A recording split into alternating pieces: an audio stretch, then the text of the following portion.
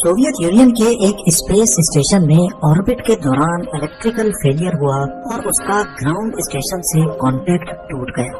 खुशकिस्मती थी कि सैल्यूट 7 नामी इस स्पेस स्टेशन में जब ये हादसा हुआ तो उस वक्त उसमें कोई क्रू मौजूद नहीं था, लेकिन पावर फेलियर के साथ ही ये काबू से बाहर हो गया और अपने ऑर्बिट से भी निकल गया। ये मसला सोवियत यूनियन की स्पेस हिस्ट्री में खड़ा होने वाला सबसे गंभीर मसला था। 27,000 किलोमीटर फी घंटा की स्पीड से उड़ता हुआ एक अनकंट्रोल्ड स्पेस स्टेशन किसी टाइम बॉम्ब से कम हरगिज नहीं था। इस पर वापस कंट्रोल पाने के सारे ऑप्शंस फेल हो चुके थे, लेकिन फिर कुछ ऐसा हुआ जिसने सोवियत यूनियन का सर फख्र से बुलंद कर दिया। नाज़रीन, अमेरिका और सोवियत यूनियन की कोल्ड वॉर के दौरान दोनों कंट्रीज अपनी ताकत का मुजाहरा करने में मसरूफ थी। ताकत का ये शो ऑफ जहां करोड़ों डॉलर्स का ज़िया था, वहीं इसी कोल्ड वॉर के दौरान दोनों कंट्रीज की जानिब से ऐसी चीजें भी इन्वेंट की गयी जिनका फायदा आज तक हम उठा रहे हैं, जैसा कि इंटरनेट, जेट एयरक्राफ्ट और ग्लोबल पोजीशनिंग सैटेलाइट्स यानी जीपीएस।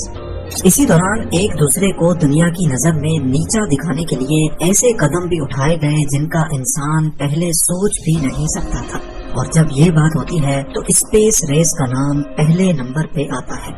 दोनों कंट्रीज एक दूसरे से इतनी ज्यादा पोजेस हो चुकी थी कि इनका मकसद ज्यादा से ज्यादा स्पेस मिशंस लॉन्च करना था।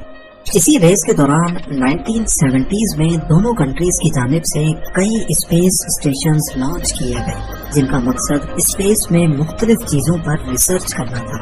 सोवियट्स के स्पेस स्टेशंस को सैल्यूट का नाम दिया गया, जबकि यूएसए ने अपने स्पेस स्टेशन प्रोग्राम को स्काई लैब का नाम दिया।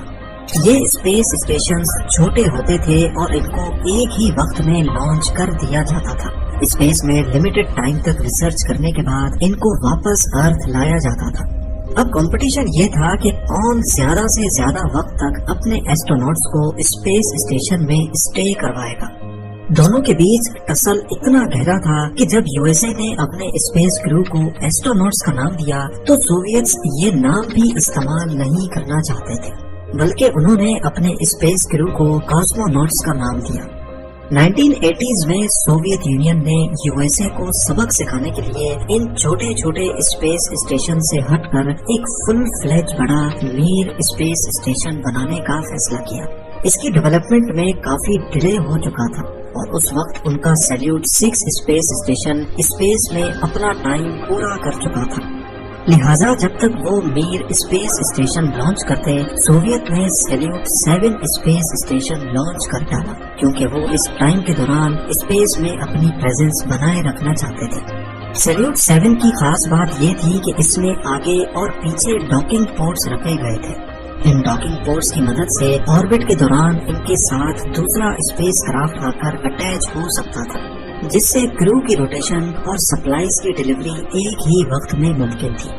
अप्रैल 1982 में सैल्यूट 7 को प्रोटॉन रॉकेट के जरिए लॉन्च किया गया और 13 मई को इसमें क्रू को एक मिशन के लिए भेजा गया, जिसमें उन्होंने 211 दिन रहकर एक नया वर्ल्ड रिकॉर्ड बना दिया। इनका टास्क 28 केजी वजनी एक रेडियो सैटेलाइट को स्पेस स्टेशन के ट्रैश एयर लॉक के जरिए लॉन्च करना था। ये किसी भी मैन्ड स्पेस व्हीकल से लॉन्च होने वाली पहली कम्युनिकेशन सैटेलाइट थी। सैल्यूट 7 का पहला साल तो कामयाब गुजरा, लेकिन उसके बाद एक एक करके रुकावटें पैदा होती गईं। 9 सितंबर 1983 को कॉस्मोनॉट्स ने एक फ्यूल टैंक में जीरो प्रेशर नोटिस किया।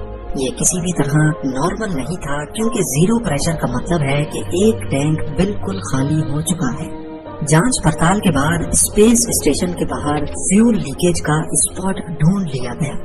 आपको यहाँ बताते चलें कि स्पेस में एटमॉस्फेरिक प्रेशर न होने की वजह से स्पेस स्टेशन में अगर सुई जितना भी सुराख होगा तो स्पेस का वैक्यूम उसमें से सब कुछ खींच लेगा, और ऐसा ही सैल्यूट 7 के फ्यूल टैंक के साथ हुआ था। ये सुराख मजीद डैमेज ना करे, इसीलिए इसको वक्त पर बंद करना बहुत जरूरी था, लेकिन बदकिस्मती से कॉस्मोनॉट्स के पास कुछ टूल्स की कमी थी। ग्राउंड स्टेशन ने सिर्फ टूल्स की डिलीवरी के लिए सैल्यूट 7 तक एक दूसरा स्पेस क्राफ्ट लॉन्च किया, जिसको सैल्यूट 7 से जाकर डॉक होना था। اس میں ایکسٹرا کرو اور ضرورت کے ٹولز بھی موجود تھے۔ یہ ریپیئر اس دور کا بہت کمپلیکس ریپیئر ورک سمجھا جاتا ہے جس میں کاسموناٹس کو اسپیس اسٹیشن سے باہر جا کر ویلڈنگ کرنی تھی۔ اسپیشل ٹولز اور کولڈ ویلڈنگ کی مدد سے آخر کار فیول ٹینک کے سوراخ کو بند کر دیا گیا۔ سیلیوٹ 7 کی یہ ریپیئر بہت امپریسو تو تھی، لیکن آنے والی مشکل ان کے سکھ کے سانس کو مصیبت میں بدلنے والی تھی۔ 1984 میں سیلیوٹ 7 کے کاسموناٹس اسپیس اسٹیشن کو آٹو پائلٹ موڈ پہ رکھ کر سویوز اسپیس کرافٹ کے ذریعے واپس ارتھ آ گئے۔ اب اسپیس اسٹیشن کی مانیٹرنگ سوویت گراؤنڈ ٹیم کی ذمہ داری تھی، جو کہ یہ کام ریموٹلی کر رہی تھی۔ کاسموناٹس کے لوٹنے کے چند مہینوں کے بعد 11 فیب 1985 والے دن اچانک سیلیوٹ 7 کا گراؤنڈ اسٹیشن ٹیم کے ساتھ کانٹیکٹ ٹوٹ گیا۔ فالٹ لاگز میں دیکھا گیا تو معلوم پڑا کہ آربٹ میں موجود سیلیوٹ 7 کے اندر کسی قسم کا الیکٹریکل سرج ہوا ہے۔ گراؤنڈ ٹیم نے رابطہ واپس سے بحال کرنے کے لیے سیکنڈری کمیونیکیشن سسٹم ایکٹیویٹ کر دیا۔ اب سیلیوٹ 7 کے ساتھ کانٹیکٹ تو بحال ہو گیا، لیکن اس کے فوراً بعد ایک دوسرا الیکٹریکل سرج ہوا اور اب اسپیس اسٹیشن کے ساتھ ہر قسم کا کانٹیکٹ ٹوٹ گیا۔ نہ صرف اتنا بلکہ وہ اپنے آربٹ سے بھی ہٹ گیا، جو کہ سوویتس کے لیے ایک خطرناک لمحہ تھا۔ 16 میٹر لمبا اسپیس اسٹیشن بنا کسی کرو کے بالکل خاموش اور آؤٹ آف کنٹرول ہو چکا تھا۔ یہ خبر جب یو ایس اے تک پہنچی تو ان کے لیے اس سے اچھا موقع نہیں تھا۔ یو ایس اے چاہتا تھا کہ وہ اپنے کارگو بے شٹل کی مدد سے سیلیوٹ 7 کو کیپچر کر کے واپس ارتھ تک لائے اور پھر دنیا کی نظر میں ہیرو بن جائے۔ یہ کام سوویت یونین بھی کر سکتا تھا، لیکن بدقسمتی سے اس وقت ان کی بران شٹل پہ کام چل رہا تھا، اسی لیے سیلیوٹ 7 کو کیپچر کرنا سوویتس کے لیے امپاسبل تھا۔ دنیا کی نظر میں سوویت یونین اس معاملے کو لے کر کافی لاچار تھا، لہٰذا انہوں نے فیصلہ کیا کہ وہ 2 کاسموناٹس کے کرو کو بھیج کر اسے ریپیئر کریں گے۔ یہ کام اس صورت میں تو کافی آسان ہوتا جب اسپیس اسٹیشن لائیو ہو، کیونکہ اس میں لگا ڈاکنگ میکینزم آٹومیٹک طریقے سے دوسرے اسپیس کرافٹ کے ساتھ جڑتا ہے۔ سوویت یونین کے ارادے کا مطلب تھا کہ 27,000 کلومیٹر فی گھنٹہ کی اسپیڈ سے آربٹ کرنے والے اسپیس اسٹیشن کو پہلے مینولی ٹریک کیا جائے گا اور پھر اسپیس اسٹیشن کو اس کے ساتھ الائن کر کے مینوئل ڈاک کرنا ہوگا، اور اس پورے پروسیس میں ایک چھوٹی سی بھی غلطی بھیجے گئے کرو کی جان بھی لے سکتی ہے، پر اس آپشن کے علاوہ اور کوئی آپشن نہیں بچا تھا۔ 6 جون 1985 کو سویوز اسپیس کرافٹ کو سیلیوٹ 7 کی ریسکیو کے لیے لانچ کیا گیا۔ اس میں لیزر رینج فائنڈر بھی انسٹال کیا گیا، جس سے وہ سیلیوٹ 7 کی رینج معلوم کر سکیں گے۔ کاسموناٹس اپنے ساتھ نائٹ ویژن گوگلز بھی لے کے گئے، کیونکہ ہو سکتا ہے مینوئل ڈاکنگ اس وقت کرنی پڑے جب بالکل اندھیرا ہو۔ 2 دنوں تک آربٹ کرنے کے بعد کاسموناٹس فائنلی سیلیوٹ 7 کے قریب پہنچ گئے۔ سب سے پہلی چیز جو انہوں نے نوٹس کی وہ مس الائنڈ سولر پینلز تھے، جس کا مطلب تھا کہ الیکٹریکل سسٹم مکمل طور پہ فیل ہو چکا ہے، کیونکہ اسپیس کرافٹس میں لگے سولر پینلز الیکٹریکل ایکٹویٹرز کے ساتھ جڑے ہوتے ہیں، جو سولر پینلز کی پوزیشن ہر وقت سورج کی طرف رکھتے ہیں۔ لیزر رینج فائنڈر کی مدد سے کرو نے پہلے خود کو سیلیوٹ 7 کے ساتھ الائن کیا اور پھر اس کی روٹیشن کو اپنے اسپیس کرافٹ کی روٹیشن سے میچ کر کے وہ آہستہ آہستہ اسپیس اسٹیشن کے قریب جاتے گئے، اور فائنلی وہ سویوز کو سیلیوٹ 7 کے ساتھ مینوئل ڈاک کرنے میں کامیاب ہو گئے۔ اب وہ مرحلہ آ چکا تھا جس کا سب کو انتظار تھا، کیونکہ کسی کو بھی معلوم نہیں تھا کہ سیلیوٹ 7 کیوں بند ہوا تھا اور اس کے اندر کون سا خطرہ چھپا ہوا ہے۔ ڈاکنگ کے بعد جب انہوں نے سیلیوٹ 7 کا ہیچ کھولا تو فوراً ان کو سخت ٹھنڈی ہوا کا جھونکا محسوس ہوا، کیونکہ کافی عرصے تک سیلیوٹ 7 کا پاور لاس ہو رکھا تھا، اسی وجہ سے اندر کا ہیٹنگ سسٹم بھی بند تھا۔ اندر بالکل اندھیرا اور ہر چیز جمی ہوئی پائی گئی۔ -150 ڈگری سیلسیس کا ٹیمپریچر، جس کے لیے سیلیوٹ 7 کا انٹیریئر ڈیزائن ہی نہیں کیا گیا تھا۔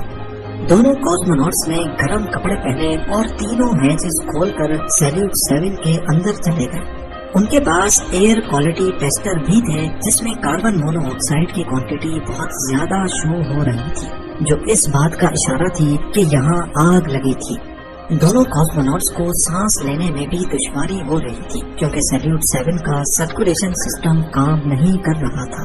ان دونوں کے سانس میں موجود کاربن ڈائی آکسائڈ اندر کے ماحول کو اور زیادہ ڈینجرس بنا رہا تھا۔ اسی لیے انہوں نے فیصلہ کیا کہ ایک وقت میں صرف ایک کاسموناٹ ہی سیلیوٹ 7 کے اندر رہے گا۔ دونوں کریو کے لیے سپلائیز کا بھی بہت بڑا ایشو تھا۔ ان کے پاس صرف 8 دنوں کا کھانا پانی تھا۔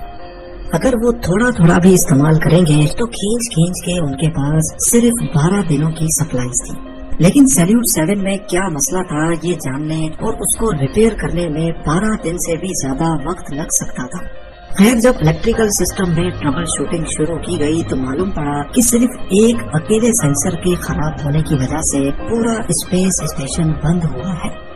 یہ سینسر بیٹریز میں لگتا ہے جو ان کو اوور چارجنگ سے بچاتا ہے۔ جب یہ خراب ہو گیا تو یہ بیٹریز کو چارج ہونے ہی نہیں دے رہا تھا اور آخر کار بیٹریز پوری طرح سے ڈرین ہو گئی اور پورا سسٹم ہی بند ہو گیا۔ سینسر کو بدلنے اور سولر پینلز کی ڈائریکشن چینج کرنے کے بعد حیرت انگیز طور پہ ایک بار پھر سے سیلیوٹ 7 زندہ ہو گیا اور یہ اگلے 1 سال تک مشن کا حصہ بھی رہا۔ یہ وہ وقت تھا جب سوویت یونین نے اپنا سب سے بڑا اسپیس اسٹیشن میر بھی لانچ کر دیا تھا، جس کے بعد سیلیوٹ 7 کی کوئی ضرورت تو نہیں تھی، لیکن اس کے باوجود بھی اس کو آربٹ میں ہی رکھنے کا فیصلہ کیا گیا۔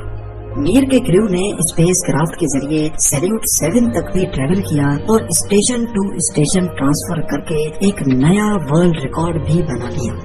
سوویت سیلیوٹ 7 کو مزید اسپیس میں رکھنا چاہتے تھے، اس کے لیے اس کو 475 کلومیٹرز کے ہائر آربٹ میں بھیج دیا گیا، لیکن 1991 میں سوویت یونین کے کولیپس کے بعد فنڈنگ ایشوز اور دوسرے مسائل کی وجہ سے سیلیوٹ 7 سے دھیان ہٹ گیا اور وہ اپنا آربٹ کم کرتا کرتا ایک دن ارتھ کے ایٹماسفیئر میں ان کنٹرولڈ ری انٹری کر بیٹھا اور ساؤتھ امریکہ کے اوپر ٹکڑوں میں بکھر گیا۔ اس طرح سوویت یونین کے آخری سیلیوٹ اسپیس اسٹیشن کا دی اینڈ ہو گیا۔